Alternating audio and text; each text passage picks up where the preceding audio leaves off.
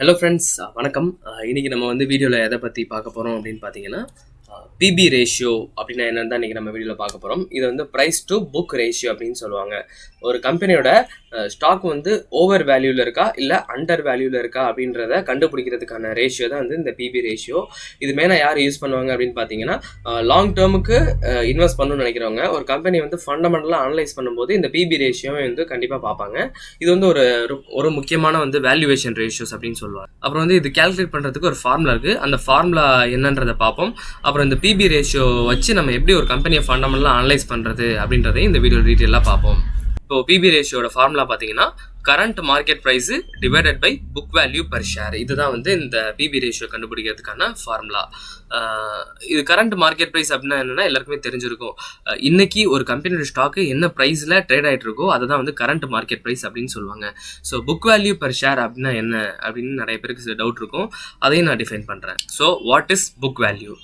ஒரு கம்பெனியோட actual value தான் புக் வேல்யூ அப்படின்னு சொல்லுவாங்க. அதுதான் நான் இங்கே போட்டிருக்கேன், actual value of the company. ஒரு எக்ஸாம்பிள் ஒரு XYZன்னு ஒரு கம்பெனியோட ஷேர் எடுத்துப்போம். அந்த ஷேர் அந்த கம்பெனியோட ஷேர் 100 ட்ரேட் ஆகிட்டு இருக்கு. ஜஸ்ட் இது நீங்கள் தெரிஞ்சுக்கிட்டா போதும். இது எல்லாமே நமக்கு ஆன்லைனில் அவைலபிளாக இருக்குது. அது நான் எங்கே கிடைக்குதுன்றதே நான் உங்களுக்கு டீட்டெயிலாக இந்த வீடியோ எண்டில் சொல்கிறேன். இது ஜஸ்ட் ஒரு எஜுகேஷனல் பர்பஸ்க்காக நீங்கள் இது தெரிஞ்சுக்கிட்டா தான் நாளை பின்ன நீங்கள் ஒரு கம்பெனியை ஃபண்டமெண்டலாக அனலைஸ் பண்ணும்போது இது உங்களுக்கு யூஸ்ஃபுல்லாக இருக்கும். ஸோ ஒரு புக் வேல்யூ பர் ஷேர் பார்த்தீங்கன்னா 20 rupees இருக்குது. அந்த கம்பெனியோட டோட்டல் நம்பர் ஆஃப் ஷேர்ஸ் பார்த்தீங்கன்னா 10,000 ஷேர்ஸ் அந்த XYZ கம்பெனிகிட்ட இருக்குது. இப்போ ஒரு புக் வேல்யூ கண்டுபிடிக்கணும் அப்படின்னா 20 × 10,000 இது ரெண்டுத்தையும் நம்ம மல்டிப்ளை பண்ணும்போது கிடைக்கிற கம்பெனியோட வேல்யூ பார்த்தீங்கன்னா 2 lakhs. இந்த 2 lakhs அப்படின்றத இந்த கம்பெனியோட ஆக்சுவல் வேல்யூ. இப்போ சப்போஸ் இந்த XYZ கம்பெனி இன்னைக்கு அவங்களோட கம்பெனியை க்ளோஸ் பண்ணுறாங்கன்னு வச்சுங்களேன். அவங்க ஏதோ ஒரு சம்திங் நஷ்டமாயிடுச்சுன்னு க்ளோஸ் பண்ணுறாங்க அப்படின்னா அவங்க செட்டில் பண்ண வேண்டிய அமௌண்ட் இருக்குல்ல, பேங்க் அவங்க கடன் வாங்கியிருக்கலாம், இல்லை அவங்க ஷேர் ஹோல்டர்ஸ்க்கு ரிட்டர்ன் கொடுக்க வேண்டிய அமௌண்ட்டாக இருக்கலாம். அது எல்லாத்தையுமே பார்த்தீங்கன்னா இந்த கம்பெனியோட 2 lakhsலேருந்து அவங்க எடுத்து கொடுக்கணும். ஸோ அதுக்காக தான் இந்த புக் வேல்யூ யூஸ் பண்ணுறாங்க. ஸோ இது ஜஸ்ட் ஒரு இன்ஃபர்மேஷன் நீங்கள் தெரிஞ்சுக்கணும் அப்படின்றதுக்காக தான் சொல்கிறேன். ஸோ இப்போ coming to the main topic, PB ratio கண்டுபிடிக்கிறதுக்கான இது. இப்போ கரண்ட் மார்க்கெட் ப்ரைஸ்லாம் என்னென்னு தெரிஞ்சிச்சு, புக் வேல்யூனா என்னென்னு தெரிஞ்சிருச்சு. இப்போ இதுக்கான டேட்டாஸ்லாம் நம்ம எங்கேருந்து எடுக்கிறோம் அப்படின்றத பார்ப்போம்.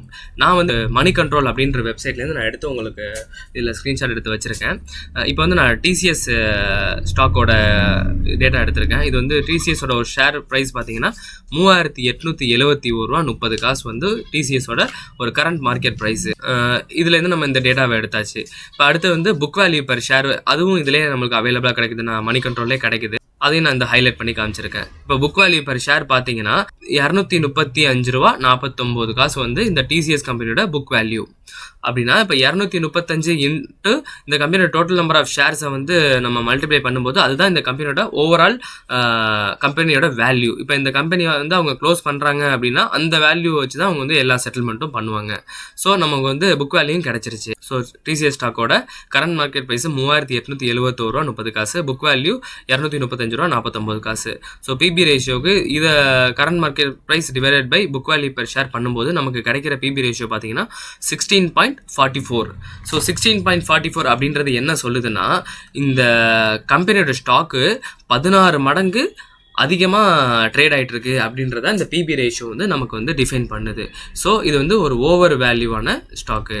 இப்போ இது இந்த பிபி ரேஷியோ நம்ம ஒவ்வொரு தடவை கேல்குலேட் பண்ணணுமா அப்படின்னா அது கண்டிப்பாக தேவையில்லை. ஏன்னா இதே மணி கண்ட்ரோல் வெப்சைட்டில் அவங்களே கேல்குலேஷன் பண்ணியும் நமக்கு தராங்க. ஸோ அதனால் இது ஒரு நீங்கள் தெரிஞ்சுக்கணும் அப்படின்றதுக்காக தான் நம்ம இந்த பிபி ரேஷியோ டிஃபைன் பண்ணுறோம். அதே மணி கண்ட்ரோல் வெப்சைட்டில் பிஇ ரேஷியோக்கு கீழே ப்ரைஸ் ஸ்லாஷ் போட்டு புக்குன்னு போட்டிருக்கோம்ல, இதுதான் அந்த டிசிஎஸ் கம்பெனியோட கரண்ட் வேல்யூ 16.44. ஸோ இந்த 16.44 மடங்கு இந்த டிசிஎஸ் ஷேர்ஸ் ரன் ஆகிட்டுருக்கு, இப்போ போயிட்டுருக்கு, ட்ரேட் ஆகிட்டுருக்கு அப்படின்றத இது டிஃபைன் பண்ணுது.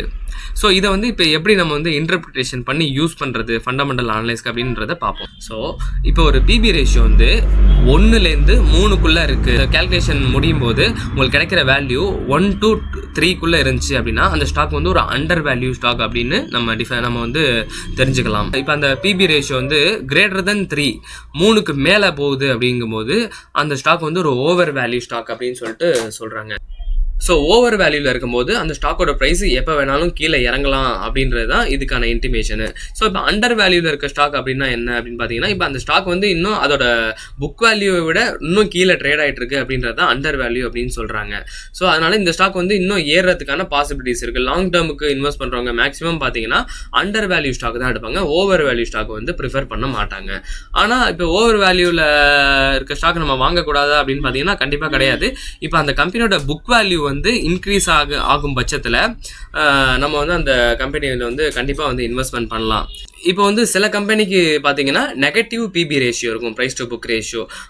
அந்த மாதிரி கம்பெனிஸ்லாம் வந்து நீ கண்டிப்பாக வந்து அவாய்ட் பண்ணிடுறது ரொம்ப ரொம்ப நல்லது. ஏன்னா நெகட்டிவில் இருக்க கம்பெனி பார்த்தீங்கன்னா அவங்கள்ட்ட வந்து புக் வேல்யூவே வந்து மைனஸில் இருக்கும்போது அவங்க வந்து சப்போஸ் அந்த கம்பெனி லாஸ் பண்ணால் கூட அவங்க ஷேர் ஹோல்டர்ஸ்க்கு வந்து எதையுமே ரிட்டர்ன்ஸ் கொடுக்க முடியாத சுச்சுவேஷன் இருக்கும். அதனால் நெகட்டிவில் இருக்க பிபி ரேஷியோ வந்து இன்வெஸ்டர்ஸ் வந்து ப்ரிஃபர் பண்ண மாட்டாங்க. அதனால் லாங் டேர்முக்கு இன்வெஸ்ட்மெண்ட் பண்ணுறாங்க. நெகட்டிவ் பிபி ரேஷியோ இருக்க கம்பெனியில் வந்து இன்வெஸ்ட் பண்ண தேவையில்லை. உங்களுக்கு இந்த வீடியோவில் பயனுள்ள தகவல் இருந்துச்சுன்னா லைக் பண்ணுங்கள்.